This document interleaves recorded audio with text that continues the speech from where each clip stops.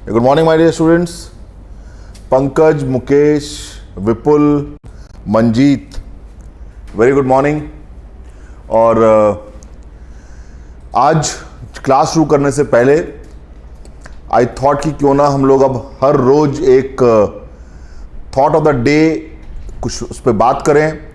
अपने जो शुरुआत है क्लास की उसको जोश के साथ शुरू करें। क्लास शुरू होगी so thought of the day जो आज का विचार है वो ये है कि there is no shortcut to success and hard work never fails, right. कभी भी सक्सेस का जो है वो कोई छोटा रास्ता नहीं हो सकता, शॉर्टकट नहीं हो सकता। आप बहुत चटकी से या आप सोचें कि कोई मैं छोटा रास्ता पाकर चालाकी से मैं सक्सेस को पालूं, this is not possible, that is not possible at all. और जब हम मेहनत करते हैं, जब हम हार्डवर्क करते हैं तो वो कभी भी फेल नहीं होता। आज नहीं तो कल हमें उसका फल जरूर मिलता है। तो there is no shortcut to success and hard work never fails. This is the thought of the day. And आप बैकग्राउंड में देख सकते हैं, this is my photograph when I was operating in Kashmir. जो बैकग्राउंड में है those are hills of Pakistan. बर्फ पड़ी हुई है और हमारी पूरी टीम इस देश की रक्षा के लिए पेट्रोलिंग करती है, एम्बुश लगाती है ताकि यहां पर कोई घुसपैठिए ना आ सके। और उस विषम परिस्थिति में जब हम हार्डवर्क करते हैं तो हम अपने देश की सुरक्षा को सुनिश्चित करते हैं। और यहीं से मैं आपको कहता हूं, इस पिक्चर के माध्यम से मैं आपको कहता हूं कि there is no shortcut to success. अगर हम सोचें कि हम अपनी पोस्ट के ऊपर ही बैठ जाएं जहां पर हमारे पूरे एम्युनिशन है, हमको पूरी सेफ्टी है, तो हम जो गैप्स हैं, जो पोस्ट के बीच में जो गैप्स हैं, उनको कैसे कवर करेंगे? वहां तो फिर घुसपैठिए वहां से घुस जाएंगे।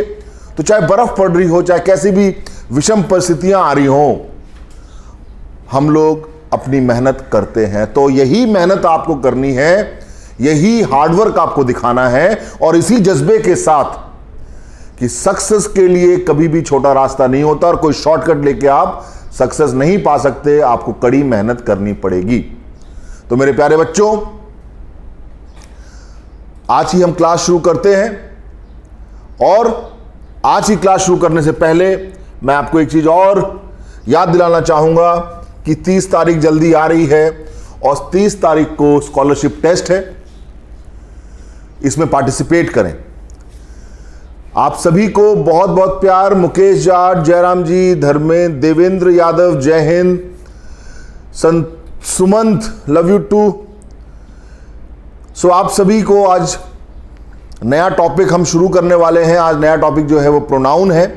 इसको हम डिटेल में समझेंगे, इस टॉपिक को हम डिटेल में समझेंगे और हम समझते हुए चलेंगे। बिकॉज नाउन और प्रोनाउन ये दो इंपॉर्टेंट टॉपिक हैं। बिकॉज ये इंग्लिश लैंग्वेज में सब्जेक्ट ऑब्लिक ऑब्जेक्ट का काम करते हैं, जो कि एक मेजर कंपोनेंट है, जो कि एक मेजर कंपोनेंट है किसी भी क्लॉज का, किसी भी सेंटेंस का।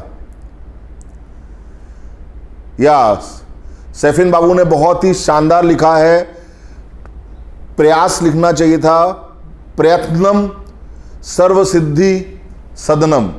जो प्रयास है वो हमेशा सर्वथा आपको सिद्धि प्राप्त कराते हैं, इसका मतलब सफलता प्राप्त आपको कराते हैं। तो चलिए आज का जो हमारा टॉपिक है, हम वहां पर चलते हैं और हम बात करते हैं प्रोनाउन की। बड़ा ही आसान टॉपिक है, कतई घबराने की आवश्यकता नहीं है। अब प्रोनाउन होते क्या है ये समझ लेते हैं, ठीक है। पूरा क्लास सबको मेरी राम राम, सबको मेरी राम राम। अब पूरा का पूरा जो फोकस है वो क्लास के ऊपर, राइट। आज हम बहुत इंपॉर्टेंट चीज पढ़ने वाले हैं और जो कि बहुत इंपॉर्टेंट है, मतलब आपकी प्रोनाउन की नींव है। आज हम 2-3 चीजें पढ़ेंगे पूरी क्लास के अंदर। आज हम पढ़ेंगे प्रोनाउन क्या होते हैं, आज हम पढ़ेंगे प्रोनाउन के प्रकार क्या होते हैं, और जो प्रोनाउन के अंदर सबसे इंपॉर्टेंट है केस टेबल, कारक सारिणी। गौरव 2 दिन का डिले है, टीम उस पर काम कर रही है। ये सारे के सारे वीडियोस प्लेलिस्ट में आ जाएंगे, ठीक है। पूरी टीम लगी हुई है इसके ऊपर। कारक सारिणी, केस टेबल, जो कि बहुत ज्यादा इंपॉर्टेंट है। और बिल्कुल ध्यान से देखिएगा। देखिए प्रोनाउन, अगर मैं प्रोनाउन की बात करता हूं, तो इस नाम के अंदर ही इसका अर्थ छुपा हुआ है। प्रो का मतलब क्या होता है? जिसके प्रति आपका आकर्षण हो, जिसके प्रति आपका समर्पण हो, जिसके प्रति आपकी निष्ठा हो। ठीक है, राइट। तो प्रो का मतलब ये होता है नाउन। तो इसका मतलब प्रोनाउन वे शब्द हैं, प्रोनाउन जो है वे शब्द हैं जिनकी जो निष्ठा है, जिनका जो समर्पण है वो नाउन के प्रति है। हम इसको साधारण भाषा में ये समझ लेते हैं, किसी भी वाक्य में नाउन के लिए और नाउन को बताने के लिए हम किसी दूसरे शब्द का प्रयोग करते हैं और वो शब्द कहलाता है प्रोनाउन, क्योंकि प्रोनाउन उस शब्द की नाउन के प्रति उसका समर्पण है। पर ऐसा हम क्यों करते हैं?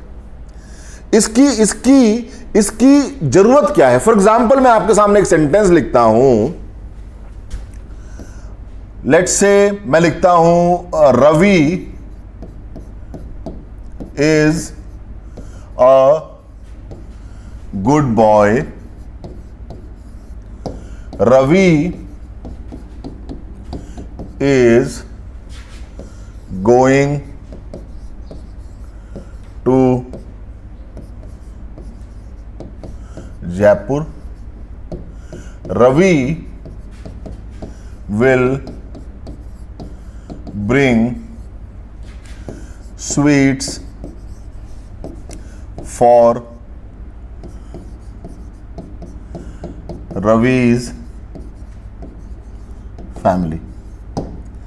ये मैंने आपके सामने एक कंपाउंड सेंटेंस लिख दिया जिसके अंदर कई सारे क्लॉज हैं। अब मैं सेंटेंस को पढ़ूं, आप लोग भी पढ़िए बोर्ड पे, कितना वाहियात सेंटेंस मैंने लिखा है, राइट। या नाउन को अफजल, नाउन को रिप्लेस करता है, नाउन के अदले मतलब नाउन के बदले, हाँ नाउन के बदले आने वाला शब्द प्रोनाउन कहते हैं। बिल्कुल सही बात है, आप सभी को सब कुछ पता है, परंतु इसकी जरूरत क्या है समझते हैं ना। देखिए आज पहला दिन है, आज तो बुनियाद पे बात होगी। क्वेश्चन वोश्चन तो फटाफट हम सब कर ही लेंगे, बुनियाद पे बात होगी। और उस बुनियाद के अंदर जो आज बात करेंगे उसके अंदर कारक सारणी बहुत इंपॉर्टेंट है। और कारक सारणी इतनी इंपॉर्टेंट है, कारक सारणी इतनी इंपॉर्टेंट है कि अगर रात को आपको कोई सो के 2 बजे उठाए और बोले कारक सारणी सुनाओ तो आपको आनी चाहिए।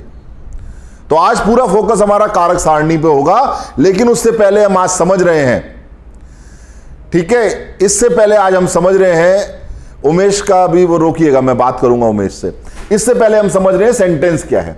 Ravi is a good boy, Ravi is going to Jaipur, Ravi will bring sweets for Ravi's family. देखिए कितना वाहियात सेंटेंस है। अब इस सेंटेंस में मैं रवि के बारे में बात कर रहा हूं और बार बार रवि रवि रवि रवि रवि कर रहा हूं, तो यह सुनने में और कायदे से लिखने में भी बड़ा ही भद्दा लगता है, राइट। तो यस, वो सुनने में और समझने में बड़ा भद्दा लगता है। अब यहां पर मैं रवि बार बार रवि कर दिया, इसका मतलब ये मेरा सेंटेंस बिल्कुल बेतुका हो गया। तो यहां जो ये रवि है, इसके लिए मुझे कोई प्रोनाउन, कोई ऐसा शब्द यूज करना चाहिए जो कि रवि को डिनोट करे, यहां पर भी मुझे वो शब्द यूज करना चाहिए जो कि रवि को डिनोट करे, और यहां पर भी मुझे कोई ऐसा पॉजिटिव शब्द यूज करना चाहिए जो कि रवि को डिनोट करे।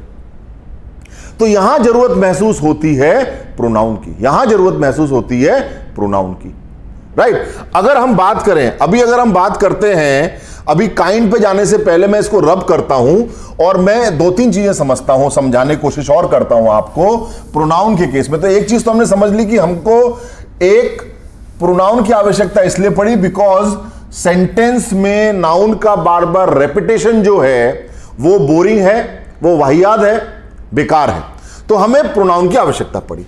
अब मैं बात करता हूं कि ये पूरा सेंटेंस में रब कर रहा हूं, राइट। आप लोगों ने दिमाग में इस बात को डाल लिया होगा, ठीक है। अब मैं 2-3 सेंटेंस आपके सामने लिखता हूं। Ravi loves Neha, Neha loves Ravi. Ravi loves her. She loves Ravi. मैं ये भी लिख सकता हूं she loves him, और मैं ये भी लिख सकता हूं he loves she. आपके सामने बुनियादी सेंटेंस है, हम लोग को समझाने की आपको बात कर रहे हैं, हम लोग को समझाने की आपको बात कर रहे हैं, और वो है रवि लव्स नेहा. अब मैं यहां देखता हूं ये नाउन है, ये भी नाउन है. यहां पर हमने पढ़ा था, हम कारक टेबल पे आज बात करेंगे, हम कारक टेबल पे आज बात करेंगे, राइट, कि रवि जो है, जो रवि है वो एक नाउन है, नेहा एक नाउन है, नेहा एक नाउन है, रवि नाउन है.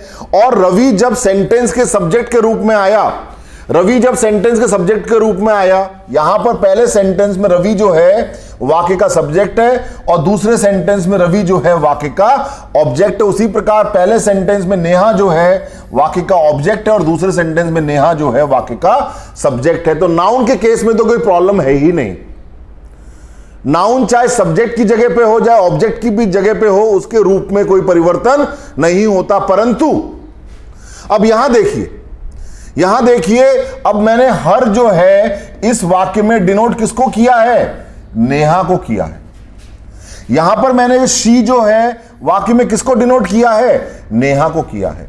तो नेहा जब प्रोनाउन के रूप में वाक्य का सब्जेक्ट है तो वहां पर मैं शी लिख रहा हूं, और नेहा जब प्रोनाउन के रूप में वाक्य का ऑब्जेक्ट है तो वहां पर मैं हर लिख रहा हूं.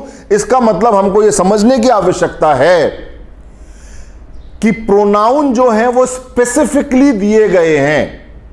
यदि हमें कोई प्रोनाउन वाक्य के सब्जेक्ट के रूप में इस्तेमाल करना, और यहां पर मैं बात कर रहा हूं पर्सनल प्रोनाउन की. प्रोनाउन कई प्रकार के हैं, प्रोनाउन उनके बारे में भी चर्चा करेंगे, लेकिन फिलहाल मैं बात कर रहा हूं पर्सनल प्रोनाउन की, और जो समय और जो कारक सारणी है वो भी पर्सनल प्रोनाउन की ही होती. या सुमन सही लिखते हो तुम? तो पर्सनल प्रोनाउन में ध्यान रखिए कि हमारे पास नॉमिनेटिव केस के प्रोनाउन अलग से दिए गए हैं, हमारे पास ऑब्जेक्टिव केस के प्रोनाउन अलग से दिए गए हैं, और हमारे पास पॉसेसिव केस के प्रोनाउन भी अलग से दिए गए हैं, और रिफ्लेक्सिव केस के प्रोनाउन भी अलग से दिए गए हैं. ये सब हमें आने चाहिए. अब जब हमने ये सारी चीजें समझ ली, अब देखिए यहां पर मैंने जब रवि को डिनोट किया ऑब्जेक्टिव केस में तो मैंने हिम लिखा, और जब मैंने रवि को डिनोट किया सब्जेक्टिव केस में तो मैंने ही लिखा. तो ये बात तो समझ में आ गई हमको कि नॉमिनेटिव केस के एक सेट अलग प्रकार है, ऑब्जेक्टिव केस के सेट एक अलग प्रकार है.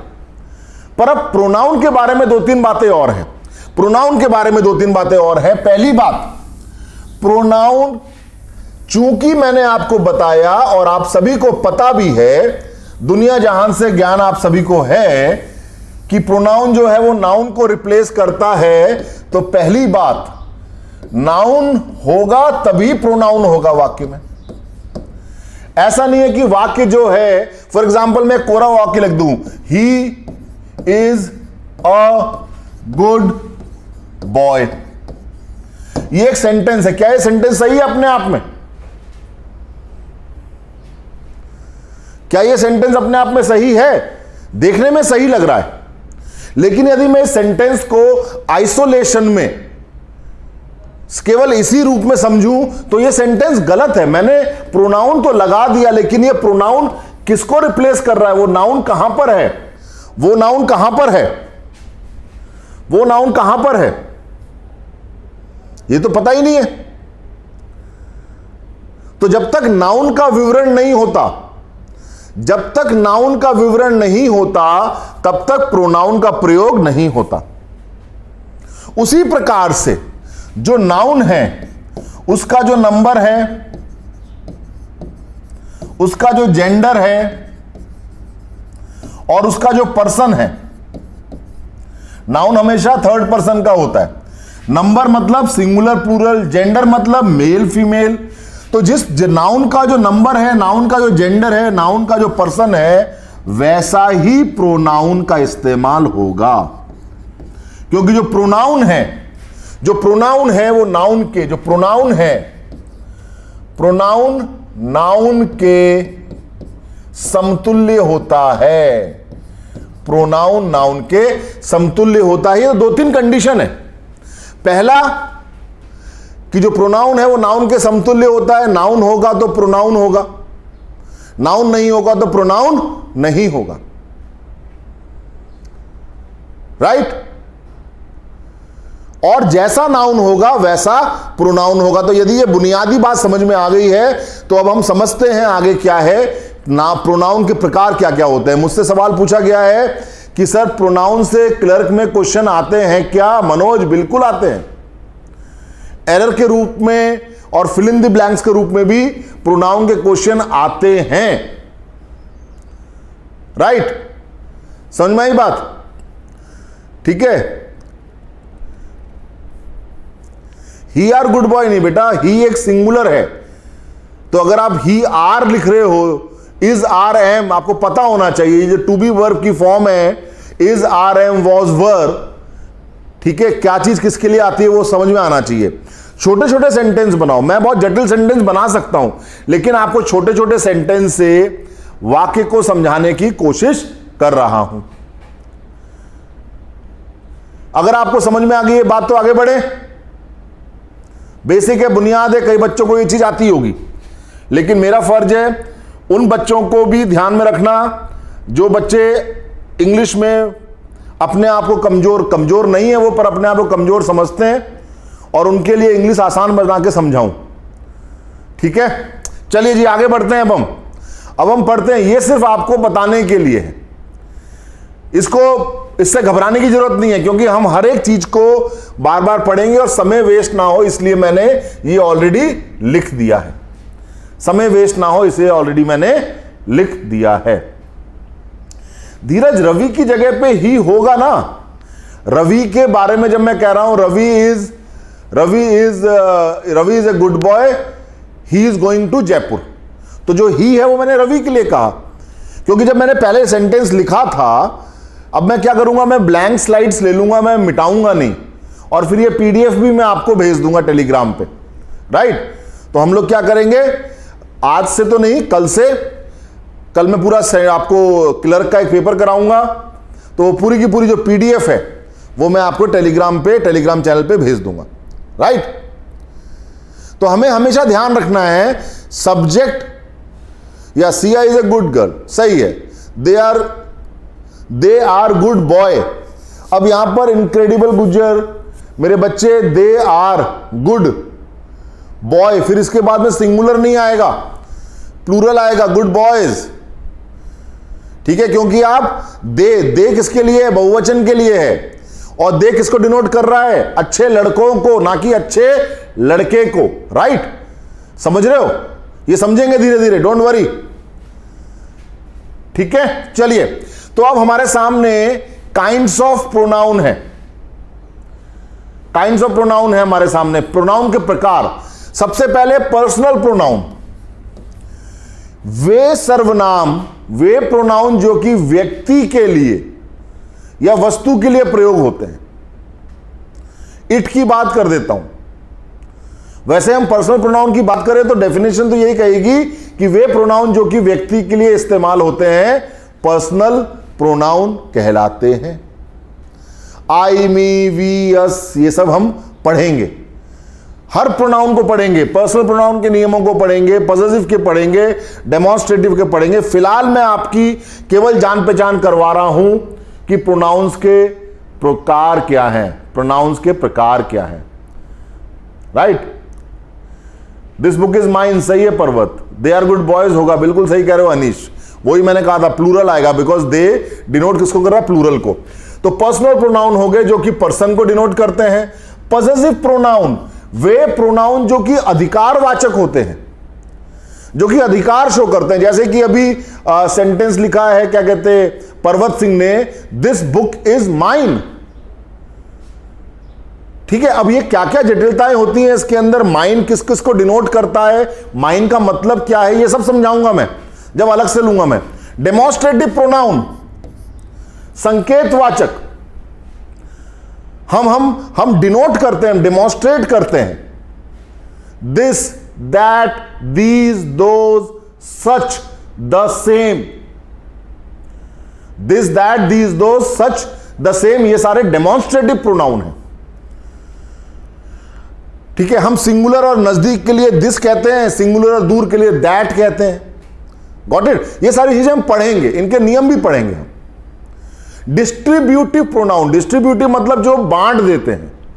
Each, every, either, neither, none, no one, ये सारे के सारे जो हैं ये क्या हैं? ये डिस्ट्रीब्यूटिव प्रोनाउन है। रेसिप्रोकल प्रोनाउन पारस्परिक संबंधवाचक सर्वनाम। ठीक है, एक दूसरे से जो संबंध स्थापित करते हैं। ईच अदर, एक दूसरे, each other, one another, one another, एक दूसरे की बात हो रही है। दो के मध्य में ईच अदर, दो से अधिक के मध्य में पारस्परिक संबंध है तो हम वन अनदर कहते हैं। तो ये सारी चीजें भी समझेंगे हम। तो ये हो गया रेसिप्रोकल प्रोनाउन। अब आपके सामने ये दो हैं, एक कैटेगरी है रिफ्लेक्सिव की, दूसरी कैटेगरी है एम्फेटिक की, और दोनों सेम है। आप ध्यान दीजिए, यहां भी माई सेल्फ है, यहां भी माई सेल्फ है, यहां भी आर सेल्फ है, यहां भी आर सेल्फ है, योर सेल्फ, दोनों सेम है। रिफ्लेक्सिव होता है निजवाचक सर्वनाम। क्या होता है? निजवाचक सर्वनाम, मतलब जब में कोई काम किसी भी व्यक्ति ने स्वयं किया है, या सुमंत, ईच अदर, दो के बीच में। अभी हम बात कर रहे हैं रिफ्लेक्सिव की। जब कोई काम किसी ने स्वयं किया है, वो वहां पर हम निजवाचक सर्वनाम लगाएंगे। अब फर्क क्या है? अब मैंने जो काम, अगर मैं इस बात पे जोर दूं कि ये काम मैंने खुद किया है, या मैं अपने लिए इस बात, किसी चीज पे जोर दूं निजी रूप से, तो चूंकि मैं जोर दे रहा हूं, मैं एम्फेसाइज कर रहा हूं। एम्फेटिक शब्द कहां से आया? एम्फेसाइज करने से। एम्फेसाइज मतलब जोर देना। और हमेशा ध्यान रखना कि आपके सामने मैं लिखता हूं एक sentence, we have enjoyed ourselves। एक सेंटेंस तो मैंने आपके सामने ये लिखा। अब यहां देखिए, यहां पर ये सब्जेक्ट है वी, और यहां पर ये रिफ्लेक्सिव प्रोनाउन के रूप में आया है। सब्जेक्ट से इसकी दूरी देख लीजिए कितनी है, बहुत दूर है। हम फिलहाल डिस्टेंस, दूरी, वाक्य में शब्द के बीच के पारस्परिक दूरी के रूप में समझाने की कोशिश कर रहा हूं कि रिफ्लेक्सिव क्या है और एम्फेटिक क्या है। We have enjoyed ourselves, right? We have enjoyed ourselves. अब मैं एक सेंटेंस लिखता हूं, यहीं पर लिखता हूं बच्चे, I myself have done this. I am sure ये आपको दिखाई दे रहा होगा। अब यहां पर देखिए, ये सब्जेक्ट है, ये आई जो है ये सब्जेक्ट है, और यहां पर ये एक दूरी देख लीजिए, क्लोज है। तो हम जब या उमेश, तुम्हारे इस समझाने के बाद तुम्हारे मैसेज को पढ़ूंगा मैं। अब यहां पर देखिए, वी और आरसेल्फ की दूरी, आई और माई सेल्फ की दूरी। मैं वी आर सेल्फ भी कर सकता था यहां पर। हमेशा जब एम्फेटिक के रूप में ये सर्वनाम यूज होता है, एम्फेटिक कब होगा? जब वो सब्जेक्ट के बिल्कुल क्लोज होगा, सब्जेक्ट के तुरंत बाद आता है। इस केस में एम्फेटिक है, इस केस में रिफ्लेक्सिव है। आई बात समझ में? यहां पर ये जोर दे रहा है सब्जेक्ट, आई माई सेल्फ, मैंने स्वयं। तो जो एम्फेटिक है वो हमेशा सब्जेक्ट को फॉलो करता है, वो सब्जेक्ट के क्लोज होता है, सब्जेक्ट से दूर नहीं होता, राइट? तो ये ध्यान देने वाली बात है। दो चीज हमने समझ ली। हमने पर्सनल प्रोनाउन क्या होते हैं समझ लिए, possessive, demonstrative, distributive, reciprocal, reflexive, emphatic, और साथ साथ हमने रिफ्लेक्सिव और एम्फेटिक में जो हमारे मन में डाउट आया कि सर ये तो दिखने में एक जैसे हैं, आपने सारे एक जैसे लिख दिए। तो रिफ्लेक्सिव निजवाचक, यहां पर एंजॉयड ये सब हम पढ़ेंगे कि इनके साथ ये यूज होता है वगैरह वगैरह, राइट? ये सब हम पढ़ेंगे। And I myself have done this, यहां पर मैं एम्फेसाइज कर रहा हूं, ठीक है, मैं जोर दे रहा हूं इस बात पे। Okay, let me read now, रोकना अभी इसको। शिल्पी कहती हैं, sir you have a very good command over both languages, English as well as Hindi. Thank you so much. जमीन से जुड़े हुए हैं इसलिए हिंदी भी जानते हैं और अंग्रेजी आप लोगों को पढ़ाने के चक्कर में सीख गए। उमेश, सर मेरी फेवरेट रैंक कैप्टन है और पढ़ाई में कमजोर होने के कारण मुझे क्लर्क एग्जाम में ही दिक्कत आ रही है, तो सर हम कैप्टन बनने के लिए क्या करेंगे, प्लीज रिप्लाई मी। देखिए मेरे बच्चों, एक नाम आपके सामने लेता हूं, लेफ्टिनेंट जनरल शेकटकर। आप लोग सब गूगल करते हैं, आप लोग गूगल कीजिएगा लेफ्टिनेंट जनरल शेकटकर, SHEKATKAR। और यह नाम मैं इसलिए ले रहा हूं, जब मैं वायो कर रहा था तो मेरे वायो विंग के इन्फेंट्री स्कूल के मऊ के कमांडेंट जो थे वो लेफ्टिनेंट जनरल शेकटकर थे, और लेफ्टिनेंट जनरल शेकटकर एक जवान के रूप में फौज में भर्ती हुए थे। तो एक इंसान जो कि 17 साल की, 17.5 साल, 18 साल की उम्र में जवान के रूप में, सिपाही के रूप में फौज में भर्ती होता है और वो अपनी मेहनत से पढ़ाई लिखाई कर करके एग्जाम देता है फौज के अंदर, क्योंकि फौज भी आपको मौका देती है एक अधिकारी बनने का। तो वो ये लेफ्टिनेंट जनरल शेकटकर हम सबको ये प्रेरणा देते हैं। पुणे में रहते हैं, रिटायर हो चुके हैं, बहुत ही बेहतरीन स्पीकर ऑरेटर हैं वो। आप उनको जरूर गूगल कीजिएगा, लेफ्टिनेंट जनरल शेकटकर। तो वो जवान से भर्ती हुए और सेना के अंदर सर्वोच्च रैंक जो लेफ्टिनेंट जनरल है वो उन्होंने प्राप्त किया। General chief of army staff की बात नहीं कर रहा हूं मैं, लेफ्टिनेंट जनरल वो एक अपॉइंटमेंट है chief of army staff, right? So Umesh, don't worry, आप पहली सीढ़ी लीजिए, उसके बाद आप मेहनत करेंगे तो यकीनन आप जो कैप्टन रैंक के, जो कंधों में तारे, वो कहते हैं ना कि वो कंधों पे जब हम 2 तारे लेके एक लेफ्टिनेंट बन के एकेडमी से निकलते हैं तो उन 2 तारों की कंधों पे जो चमक है वो आसमान के करोड़ों तारों की चमक से ज्यादा होती है। वो जो वर्दी, जो आप सभी जो वर्दी पहनेंगे, कोई नीली वर्दी पहनेगा एयरफोर्स की, कोई व्हाइट वर्दी पहनेगा नेवी की, कोई हरी वर्दी पहनेगा आर्मी की, तो यदि मुझसे पूछे तुम्हारे फेवरेट रंग क्या हैं, तो मैं तो यही कहूंगा नीला, सफेद और हरा। इनसे बेहतर कोई रंग नहीं है, राइट? तो आप सभी जिस सपने को लेकर जी रहे हैं वो सपने कब पूरे होंगे? जब हम मेहनत करेंगे। There is no shortcut to success, और आज का विचार भी यही है, there is no shortcut to success. और इससे आगे बढ़ने से पहले मैं दोबारा आप लोगों को, जब चूंकि मैंने ये बात कही है तो मैं एक बार फिर आपको, वो बहुत दूर नहीं है वो पिक्चर, अगर हम लोग अपनी अपनी पोस्ट में बैठ जाएं तो हम देश की रक्षा नहीं कर सकते।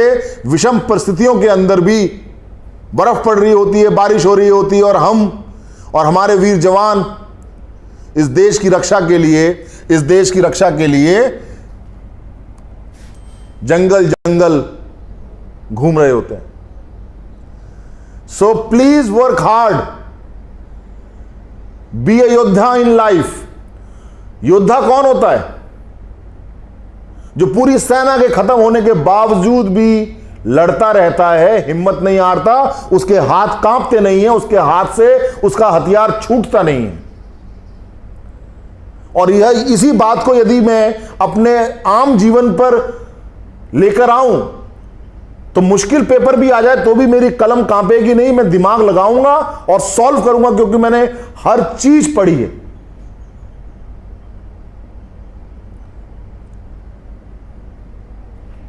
राइट? चलिए जी आगे बढ़ते हैं। अब हमारे सामने और 2-3 इंपॉर्टेंट है। They enjoyed the party themselves, reflexive आएगा, ठीक है, ये बढ़ाऊंगा आप लोगों को। Amit, I will try my best, ठीक है। और बहुत आसान पेपर होता है मेरे बच्चे इंग्लिश का, लोड ही मत लो तुम लोग, चुटकियों में निकालोगे, मैं बता रहा हूं तुम। अब हम बात करते हैं इंडेफिनेट प्रोनाउन की। इंडेफिनेट मतलब अनिश्चित, अनिश्चित प्रोनाउन। हम किसको, मतलब एक तो हो गया निश्चित कि भैया रवि है, इसके लिए मैंने ही कह दिया। अब मैं मान लो क्लास में बैठूं, मतलब मैं बैठा हूं, बाहर खड़ा हूं और मैं बोलता हूं क्लास से किसी लड़के को बुला लाओ। अब किसी जो शब्द है समवन या समबडी, कॉल समवन, क्या बोल रहा हूं, call someone from the class, किसी को क्लास से बुला लाओ। अब वो क्लास में गया बच्चा, रवि को बुला ला सकता है, सुमंत को ला सकता है, दुर्गेश को ला सकता है, अनीश को ला सकता है, रमेश को ला सकता है, शिल्पा को बोल सकता है, नेहा को बोल सकता है। तो जब मैंने किसी बोला या समवन बोला तो मैंने व्यक्ति के लिए तो बोल दिया, लेकिन यह सुनिश्चित नहीं किया कि कौन आएगा, सुमंत आएगा, दुर्गेश आएगा, नेहा आएगी, शिल्पी आएगी, कौन आएगा, आई हैव नॉट क्लैरिफाइड। तो that's the reason it is indefinite. और इंडेफिनिट के भी 2 प्रकार होते हैं, एक होता है इंडेफिनिट प्रोनाउन फॉर पर्सन और दूसरा होता है indefinite pronoun for object. Person तो मैंने समझा दिया, किसी को बुला लाओ, ठीक है। अब मेरे को बहुत भूख लगी है, मैं रेस्टोरेंट में गया, मैंने बोला भैया तुम्हारे यहां क्या क्या है खाने में, क्या क्या है। उसने बोला सब कुछ है, एवरीथिंग। फिर मैंने बोला कुछ भी ले आओ यार। अब बात क्या हो रही है, मैं ये नहीं बोल रहा इडली लिया, डोसा लिया, चाय लिया, कॉफी लिया, ब्रेड टोस्ट लिया, ऑमलेट लिया, नहीं बोल रहा हूं। मैं बोल रहा हूं क्या क्या है, और फिर मैं कह रहा हूं कुछ भी ले आ, एनीथिंग। आपने मुझे कुछ है खाने को, बोलता है हाँ सर सब कुछ है, एवरीथिंग है। अब वो एवरीथिंग किस किस को डिनोट कर रही है पता नहीं है, अनिश्चित है। तो मैंने बोला कुछ भी ले आ भाई, मैंने बोला कुछ भी ले आ। तो ये हो गया इंडेफिनिट, एवरीवन, एवरीबडी, एनीबडी वगैरह वगैरह वगैरह वगैरह वगैरह।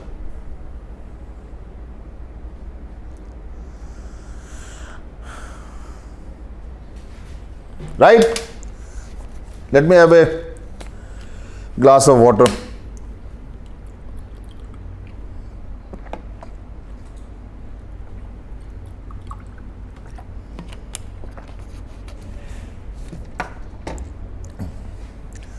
तो ये हो गए आपके चीकू शौर्य भारत ऐप पर 2019 से क्वेश्चन के आंसर मिसिंग है।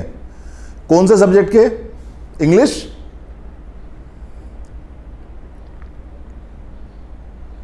Will see, right. हाँ, क्लर्क की बुक है अवेलेबल संतोष, आप ऐप पे उसको बाय कर सकते हैं। Those are printed notes of clerk, right. Book के फॉर्म में अभी प्रिंटिंग हमारी प्रेस में किताब दी हुई थी, लेकिन चूंकि ये लॉकडाउन हो गया, सो कोरोना से करो ना हो गया, मतलब काम मत करो। रिलेटिव प्रोनाउन पे आ जाते हैं, फटाफट खत्म करते हैं, आगे बढ़ते हैं। रिलेटिव प्रोनाउन वे प्रोनाउन जो कि रिलेट करते हैं, रिलेशन बताते हैं किसी एक नाउन का दूसरे नाउन से, या किसी एक नाउन को और ज्यादा डिफाइन करते हैं। बहुत इंपॉर्टेंट है रिलेटिव प्रोनाउन, ठीक है, पढ़ेंगे। इंटरोगेटिव प्रोनाउन प्रश्नवाचक, राइट, हु, हुम, हुज, विच, यहां पर भी दोनों चीजें इनके इस्तेमाल के हिसाब से इनका प्रयोग सुनिश्चित होता है ये किस प्रकार के हैं। और लास्ट इज एक्सक्लेमेटरी प्रोनाउन, जब विस्मय बोधक, आश्चर्य, जब वॉट का प्रयोग विस्मय, वॉट, यहां पर विस्मय हो गया, वॉट यहां प्रश्न हो गया, वॉट आर यू डूइंग, आप क्या कर रहे हो, वॉट आर यू टॉकिंग, यहां विस्मय बोधक हो गया।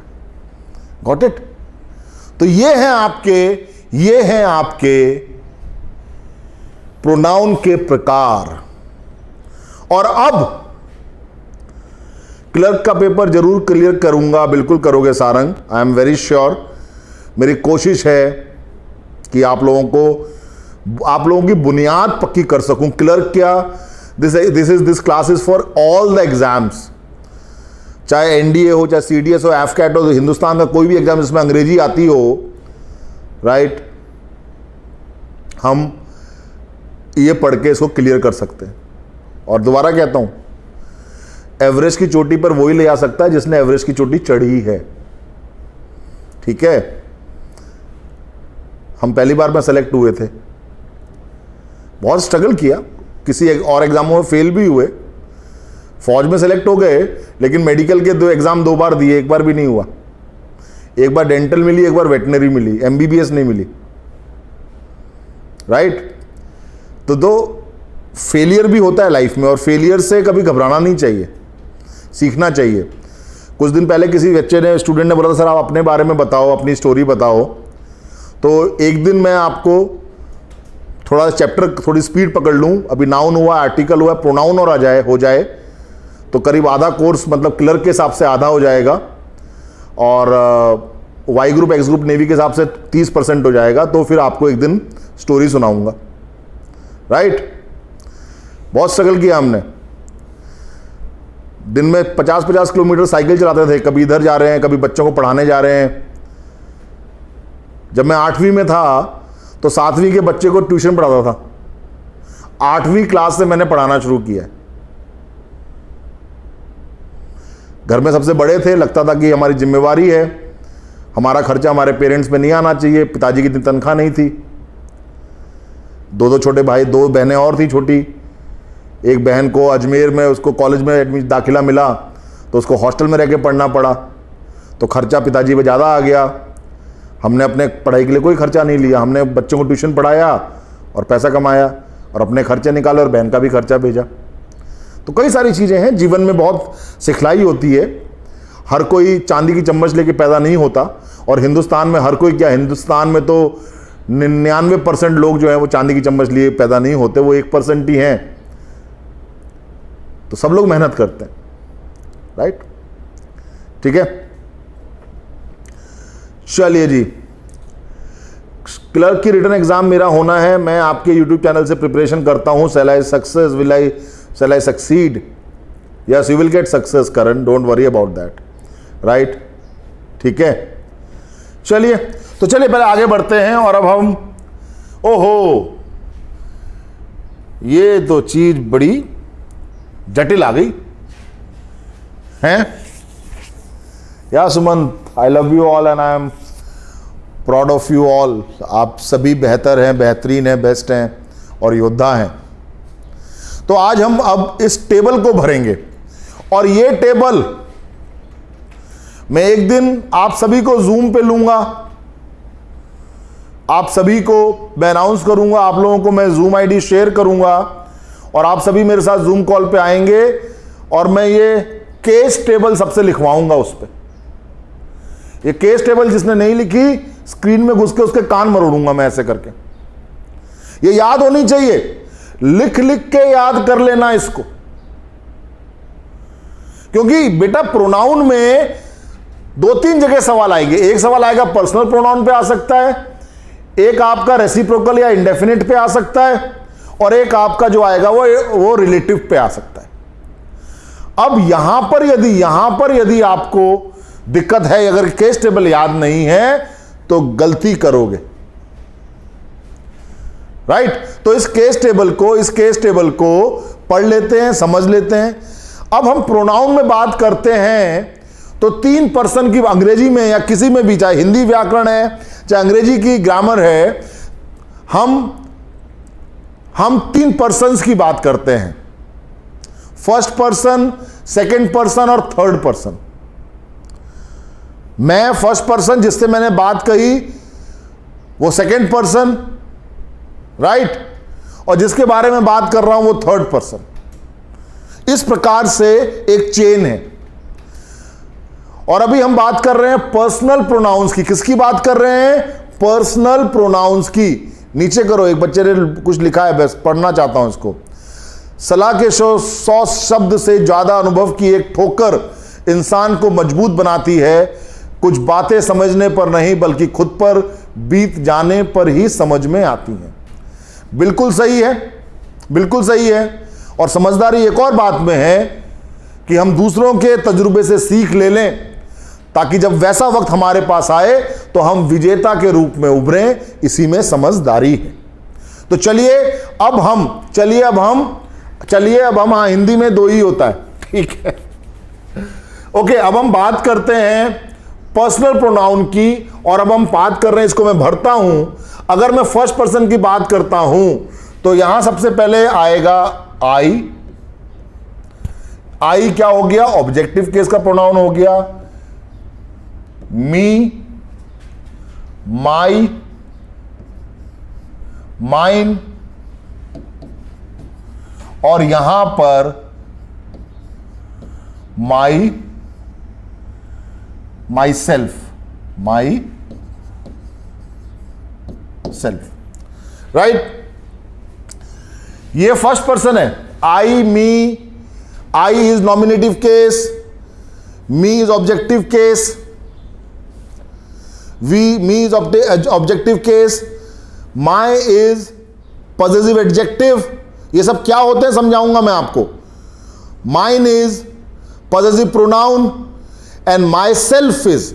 अब देखिए, सिंगुलर के साथ हमेशा सेल्फ आएगा, SELF, और प्लूरल के साथ सेल्फ्स आएगा। अरे एक वचन और बहुवचन नंबर है मेरे भाई, हिंदी हो चाहे इंग्लिश हो। मैं, तुम और वो, हिंदी में भी 3 होते हैं, ठीक है। वचन अलग चीज होती है जयराम जी की, ठीक है। अब हम बात करते हैं फर्स्ट पर्सन के बहुवचन की। We, us, our, ours, ourselves. तो ये हो गया वी, अस, आर, आर्स, और चूंकि ये बहुवचन है, प्लूरल है, तो यहां पर ये आ गया VES, SEL, VES, आरसेल्व्स। तो यहां आपके सामने फर्स्ट पर्सन के, यहां आपके सामने, मैं पता नहीं कैमरे में दिख रहा हूं कि नहीं दिख रहा हूं कोने में जाकर, यहां आपके सामने फर्स्ट पर्सन के सिंगुलर, दिस इज सिंगुलर और दिस इज प्लूरल। ये आपके सामने नॉमिनेटिव केस के प्रोनाउन है, आई और वी। ये आपके सामने ऑब्जेक्टिव केस के प्रोनाउन है, ये पॉसेसिव एडजेक्टिव है, ये पॉसेसिव प्रोनाउन है, और ये रिफ्लेक्सिव केस है। अब हम बात करते हैं सेकेंड पर्सन की। अब सेकेंड पर्सन में एक ही चीज है, वो है आपका यू। और यू जो है सिंगुलर के लिए भी सेम और प्लूरल के लिए भी सेम। यू जो है वो सिंगुलर के लिए भी यही होता है और प्लूरल के लिए भी यही होता है, और इसका नॉमिनेटिव केस भी यू है और इसका ऑब्जेक्टिव केस भी यू है। और यहां पर ये योर है, यहां पर ये योर्स है। और सिंगुलर की बात करते हैं तो ये आएगा योर सेल्फ, और प्लूरल की बात करते हैं तो ये आएगा योर सेल्फ। तो याद रखिए, यू जो है, सेकेंड पर्सन जो यू है, ये सिंगुलर के लिए भी है और ये प्लूरल के लिए भी है। और एक और बात ध्यान रखने वाली बात है, कि जब जब हम सब्जेक्ट के रूप में यू का इस्तेमाल करेंगे, सब्जेक्ट के केस में जब जब हम यू का इस्तेमाल करेंगे, जो वर्ब है वो हमेशा प्लूरल ही आएगी। मैं हमेशा ये नहीं बोलता हाउ इज यू, मैं क्या बोलता हूं, हाउ आर यू। यही बोलता हूं कि नहीं बोलता हूं, हाउ आर यू। जबकि आप एक वचन है, सिंगुलर है, लेकिन जब जब मैं यू का इस्तेमाल करूंगा, ध्यान रख लीजिए, यू जो है वो सिंगुलर के लिए भी है और प्लूरल के लिए भी है। कल बच्चों को तकनीकी कारणों की वजह से 2-3 गलतियां हो गई थी। एक गलती तो यही हुई थी कि जो SSB की क्लास थी वो वोकैब की क्लास में चला दी गई, और दूसरा जब SSB की जो थंबनेल पे क्लास चल रही थी वोकैब की, तो कुछ एरर्स आ गए हमारे बफरिंग में, टेक्निकल उसमें, तो वो क्लास हो नहीं पाई वो कैप की। तो जो कल के शब्द हैं वो आज हम लेंगे, राइट। अब हम बात करते हैं थर्ड पर्सन की।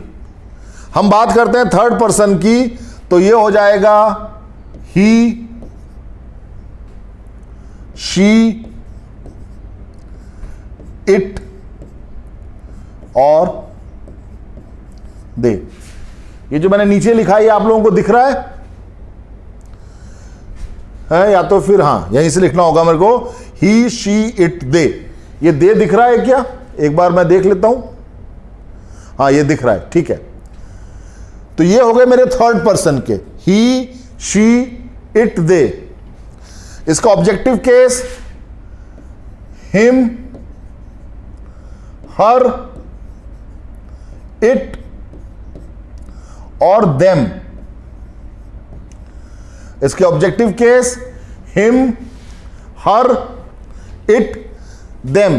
तो यहां ध्यान देने वाली बात है, यहां ध्यान देने वाली बात है कि ये देखिए यहां पर यू के केस में नॉमिनेटिव और सब्जेक्टिव एक है, और इट के केस में भी नॉमिनेटिव और सब्जेक्टिव एक ही है। ठीक है जी, ये भी एक है। अब हम आते हैं इसके पॉजिटिव एडजेक्टिव पर, हिज, हर, इट्स, देयर। तो ये हो गया हिज, ये हो गया हर, ये हो गया इट्स और ये हो गया देयर। तो ये इसके जो है वो पॉजिटिव एडजेक्टिव हैं, ये इसके पॉजिटिव एडजेक्टिव हैं। और इसके पॉजिटिव प्रोनाउन की बात करें तो यहां पर हिज का पॉजिटिव प्रोनाउन भी हिज है, ये हर्स हो जाएगा। यहां पर इट का कोई भी पॉजिटिव प्रोनाउन नहीं होता है और यहां हो जाएगा देयर्स, यहां हो जाएगा देयर्स। इसको एक्सप्लेन करूंगा मैं। और ये हो जाएगा हिमसेल्फ,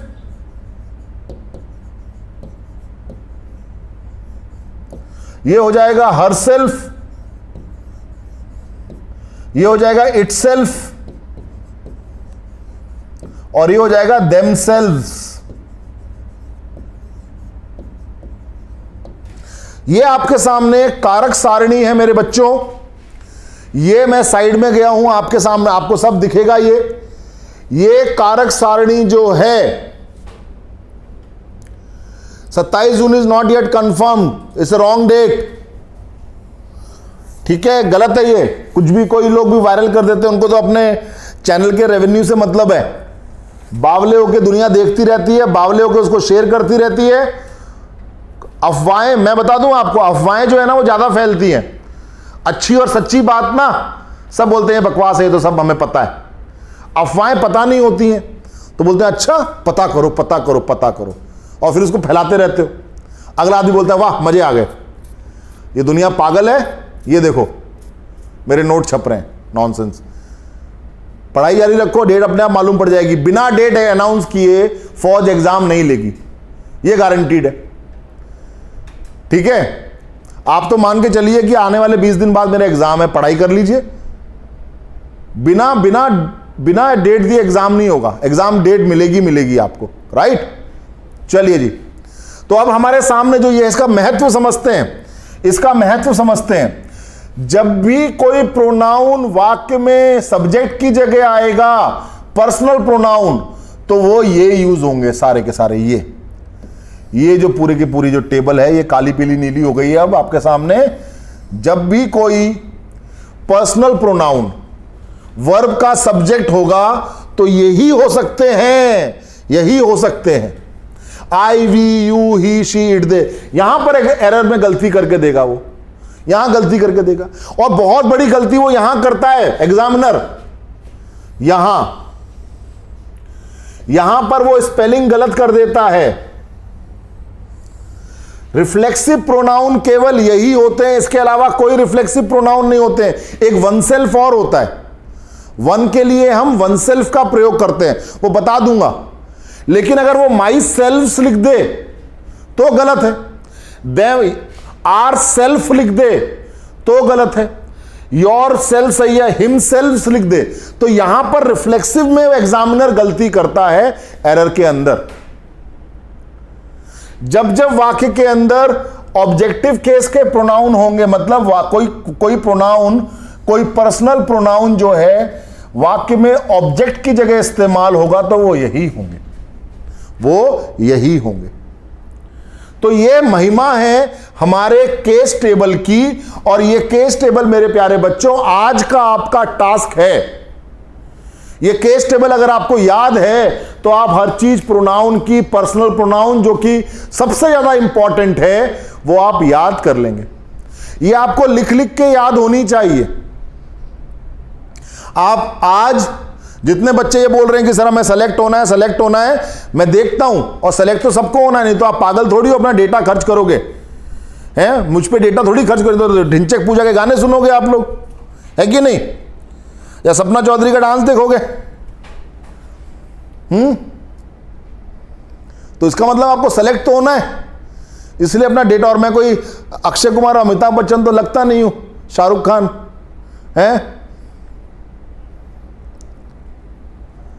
तो ये याद होने चाहिए, जिसको याद नहीं है वो ये याद करेगा आज। Got it? सो कल इसके आगे हम पढ़ेंगे। आपको आज का टास्क मैंने दे दिया, मैं साइड हट जाता हूं। किसी को स्क्रीनशॉट लेना ले लीजिए, किताब के अंदर ये सब होता ही है। तो मिट्टू, ये अगर सेलेक्ट होना है बच्चे ना, तो ये याद होना चाहिए, पूरे टॉपिक की बुनियाद है ये।